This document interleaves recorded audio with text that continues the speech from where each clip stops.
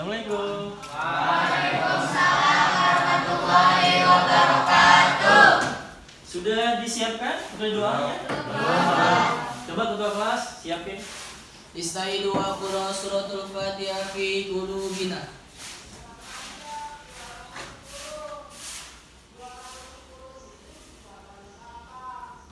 Tamaman wa salaman. Assalamualaikum warahmatullahi wabarakatuh. Waalaikumsalam warahmatullahi wabarakatuh. Alhamdulillah, sepertinya hari ini masuk semua ya. Kelihatannya banyak nih, bangkunya penuh. Apa ada yang tidak masuk? Mohon maaf Pak, ada yang tidak masuk. Siapa? Si Bayu sama Putri lagi sakit Pak. Sakit. Iya. Oke, baik teman-teman semua. Untuk yang hari tidak masuk karena sakit, mari sama-sama kita doakan semoga lekas sembuh ya. Dan juga semoga segera berkumpul kembali dengan kita di kelas ini untuk mengikuti kegiatan pembelajaran. Amin ya rabbal Amin. Coba anak-anakku semua disiapkan alat tulisnya, bukunya, LKS-nya, pulpennya, buku paketnya, semuanya disiapkan. Ya. Semua sebelum kita mulai pembelajaran, kita beri spirit dulu ya, semangat dulu ya dengan menggunakan yel-yel.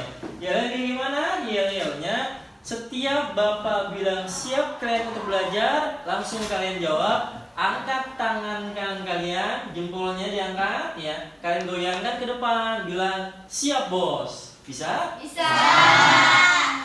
Sudah siap belajar semua anak-anak? Siap, bos. Oke ya. Oke anak-anak semua, pada hari ini kita akan lanjutkan materi kita, yaitu tentang sejarah berdirinya Bani Umayyah di Andalusia. Kalau pertemuan yang minggu lalu ya, itu tentang kemunduran Daulah Umayyah di Damaskus ya, yang mana salah satu penyebabnya adalah munculnya ya Daulah Abbasiyah ya, yang membumi hanguskan Daulah Umayyah di Damaskus. Sampai keturunannya di bumi hanguskan semua, keturunan daripada Bani Umayyah. Nah pada hari ini kita akan lanjutkan, karena ada satu orang yang lolos dari kejaran tentara Bani Abbasiyah. Siapa yang lolos? Yaitu Abdurrahman Ad-Dakhil. Beliau adalah tokoh pendirinya, berdirinya Daulah Umayyah di Andalusia. Maka dari itu, pada kesempatan pagi hari ini kita akan membahas tentang sejarah berdirinya Daulah Umayyah di Andalusia ya. Nah, tujuannya yang pertama kita bisa lihat tujuan pelajaran pada hari ini. Yang pertama, melalui mengamati dan memperhatikan PowerPoint, peserta didik mampu mengurai proses lahirnya Daulah Umayyah di Andalusia dengan teliti.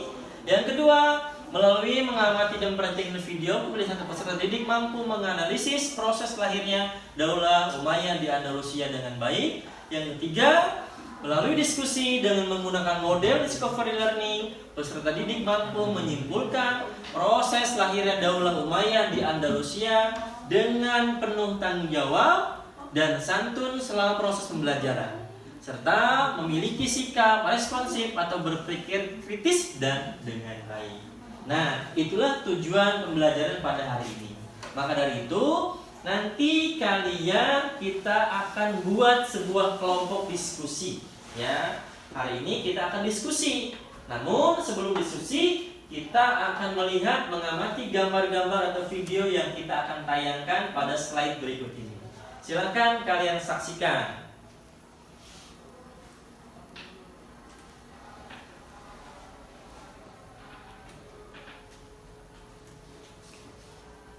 Bisa kalian lihat? Ada apa aja? Bendera Spanyol, Indonesia, Andalusia, Abdurrahman Ad-Dakhil. Tahukah kalian dengan gambar-gambar ini? Tidak. Tahu tidak? Tidak. Tidak tahu. Nah, maka dari itu nanti yang kita akan bahas adalah materi tentang orang-orang atau gambar-gambar tersebut. Ya, paham? Untuk itu bisa kita lanjutkan. Ya. Video pembelajaran pada hari ini. Selamat menyaksikan.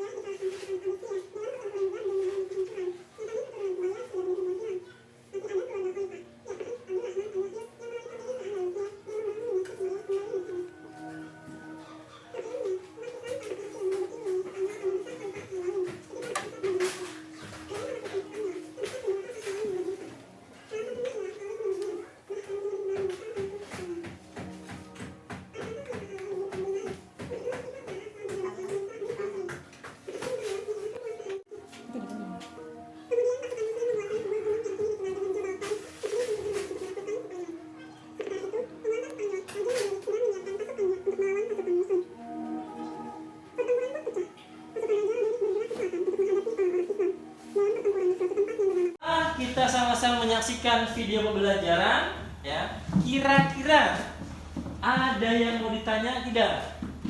Ada Pak saya. Oke, apa Farah? Jadi ada berapa faktor Pak berdirinya Bading Umayyah yang terjadi di Andalusia? Oke, pertanyaan bagus sekali. Ada yang bisa jawab? Teman-teman yang lain? Ya. Tidak. Oke, kita tampung dulu ya. Yang kedua, siapa yang mau tanya? Silakan. Ya Pak, Oke, Doni. jadi hikmah apa yang dapat kita ambil dari berdirinya Bani Umayyah di Andalusia? Oke, hikmahnya ya, hikmah yang kita bisa ambil. Pokoknya setiap peristiwa pasti ada hikmahnya, ya. Begitu juga dengan kehidupan kita pasti penuh hikmah. Nah, ini pun sama. Nanti kita akan bahas bareng-bareng. Oke, ada yang lagi? Yang nanya? Ya Pak, Oke, silakan, Kiki. Pak, kan dulu namanya Beta Indonesia, ya. Ya. Sekarang masih namanya kayak dulu apa sekarang ada nama lain gitu? Oh gitu. Jadi Andalusia sekarang namanya beda atau tidak? Seperti itu. Iya. Oke, siap. Oke. Ada yang bisa menjawab? Tidak. Oke, untuk itu mari sama-sama kita akan menjawab semua pertanyaan teman-teman kalian dengan cara berdiskusi, ya. Maka dari itu pada hari ini kita akan melakukan diskusi, ya. Yang mana diskusinya 3 elemen utama tadi, ya, 3 pertanyaan tadi. Yang pertama adalah faktor yang terjadi penaklukan atau faktor berdirinya Daulah Umayyah di Andalusia, ya.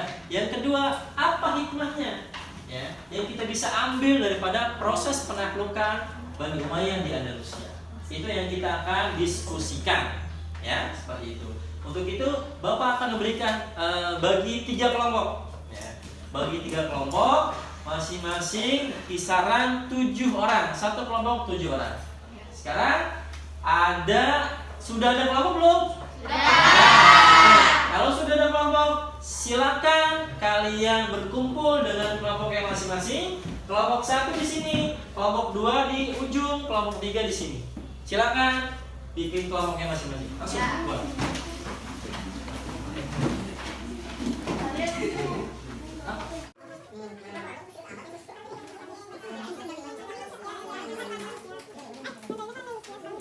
Silakan kalian cari di sumber dari mana saja.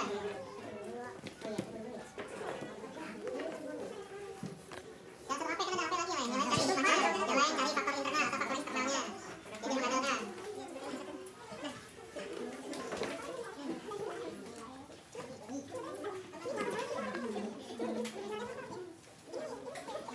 Ya, yang satu mencari, yang lain mencari yang lain lagi, materi yang lain. Oke, anak-anak semua, waktu untuk berdiskusi dengan teman kalian semua sudah selesai. Silakan sekarang kalian presentasiin hasil diskusi kalian masing-masing. Yang pertama, karena yang lebih awal selesainya ada kelompok 3. Yang kelompok 3 akan mempresentasiin lebih awal. Yang pertama. Yang kedua, kelompok 2. Yang ketiga ada kelompok 1. Silakan kelompok 3 untuk presentasiin hasil diskusi dengan kalian. Assalamualaikum warahmatullahi wabarakatuh. Waalaikumsalam warahmatullahi wabarakatuh. Saya Saya di sini dari kelompok 3 menyampaikan hikmah berdirinya dinasti Bani Umayyah. Yang pertama, terciptanya persatuan umat Islam. Yang kedua, penyebaran agama Islam yang sampai ke Andalusia. Yang ketiga, Spanyol menjadi pintu masuk penyebaran Islam ke Eropa. Yang keempat, berkembangnya ilmu arsitektur dan ilmu pengetahuan Islam. Oke, itulah hikmah yang disampaikan oleh kelompok 3.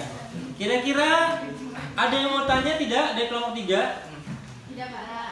Jelas ya? Jelas ya, hikmahnya tadi sudah disampaikan oleh kelompok 3. Sekarang untuk kelompok 2, silakan untuk mempresentasikan hasil diskusi dengan temannya.